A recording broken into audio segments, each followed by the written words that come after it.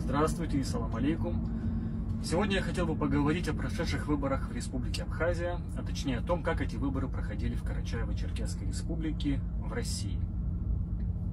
Данное видео я снял по многочисленным жалобам местных жителей, которые мне писали о том, что происходило у нас в регионе. Перед тем, как начать ролик, немного о себе для тех, кто меня не знает.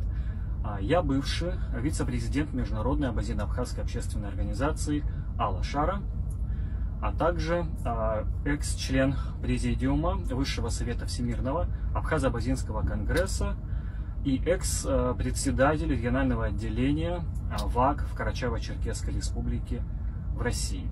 Сейчас я, так сказать, в изгнании, новое махаджирство для неугодных людей. Так вот, возвращаясь к основной теме, необходимо сообщить, что очень много абазин и черкесов были возмущены тем, с какими нарушениями закона и фальсификациями 1 марта 2025 года был проведен второй тур выборов президента Республики Абхазия на избирательном участке в городе Черкесске.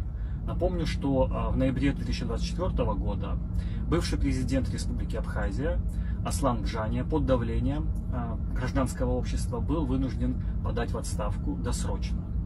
Люди были недовольны тем, что Москва принудила его к заключению соглашения о предоставлении российским инвесторам льгот и преференций в Абхазии.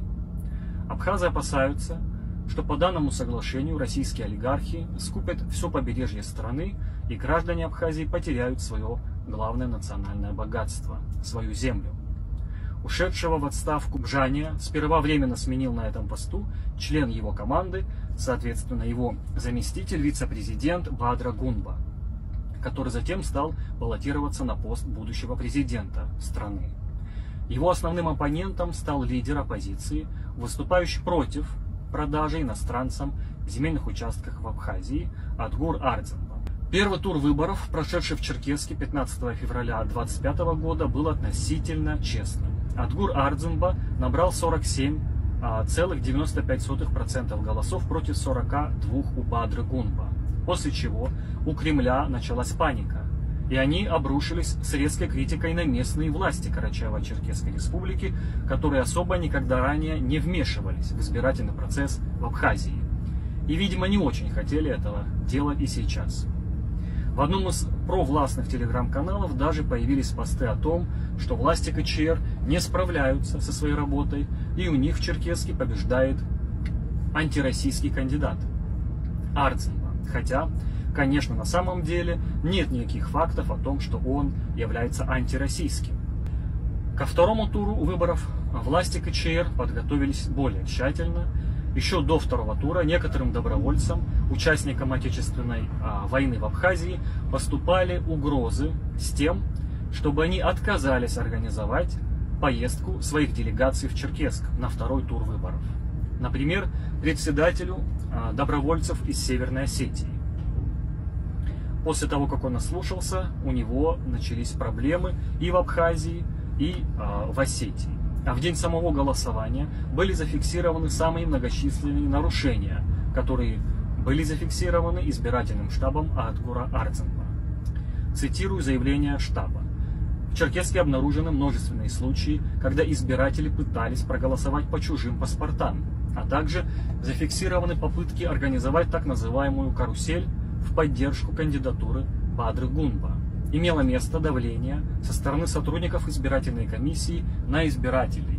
Округ номер 6, участок Черкесск. Были выявлены голосующие по чужим паспортам.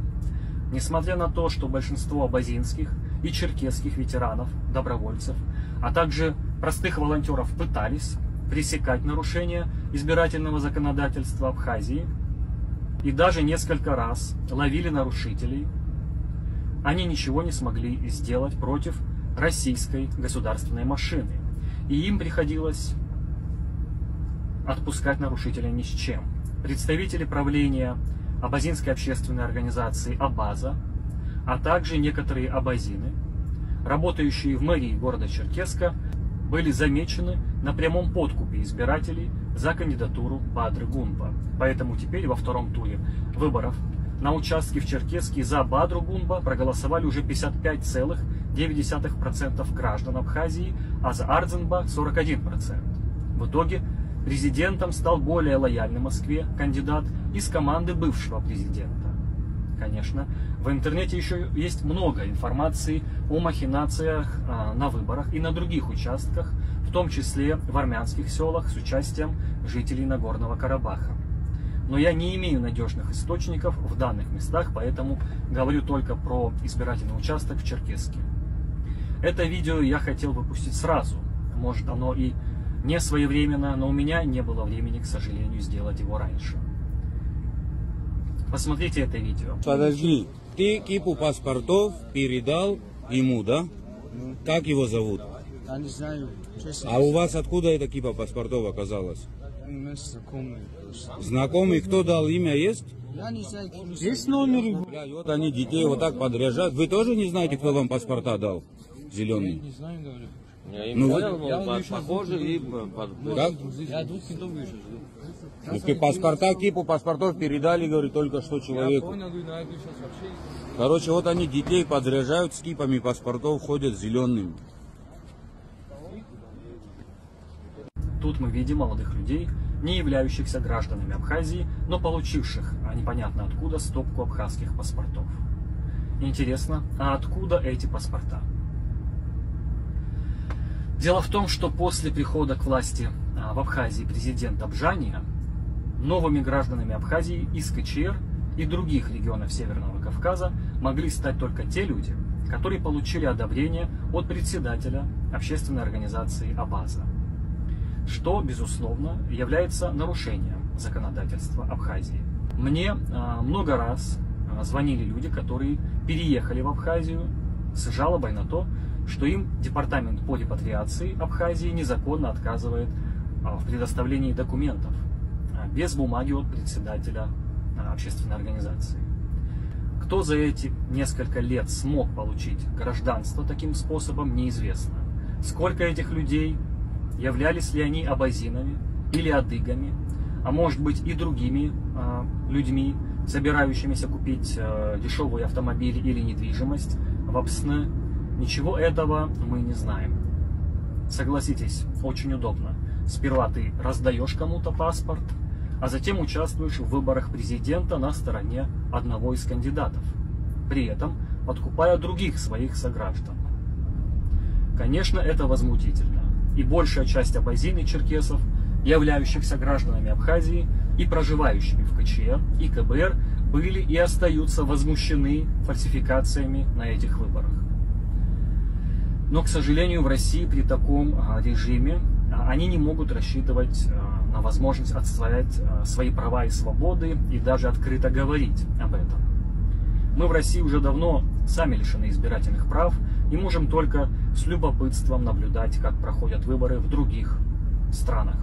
Кроме того, сейчас поступила информация о том, что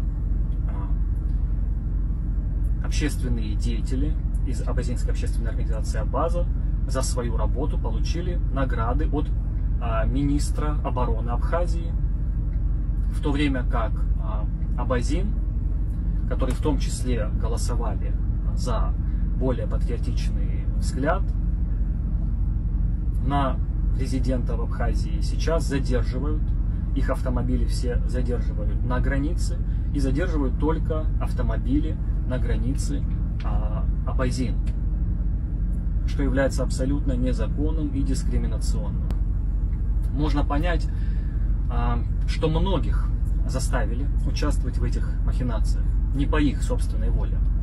Однако на этот случай можно притвориться больным, не знаю. В этот день можно не выйти на работу, уехать, саботировать.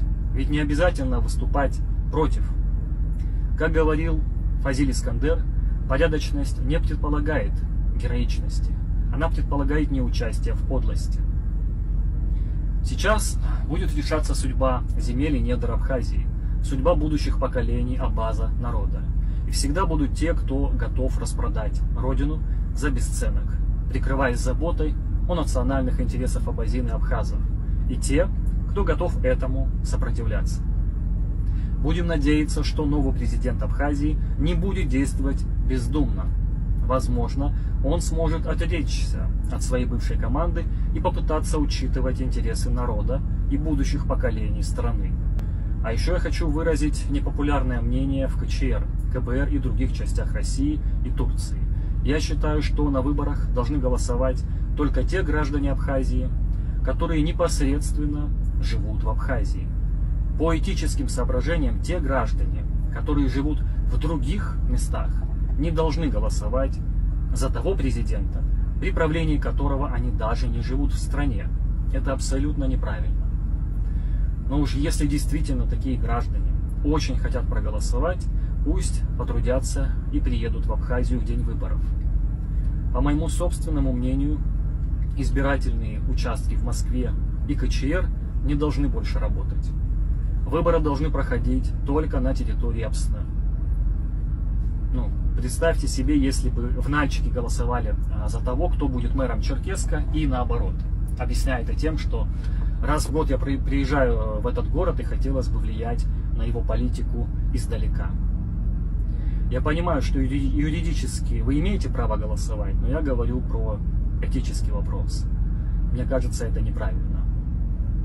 Этично будет, даже имея паспорт, не участвовать в выборах, если ты не живешь постоянно в стране и не страдаешь потом от решений того президента, которого ты выбрал другим людям.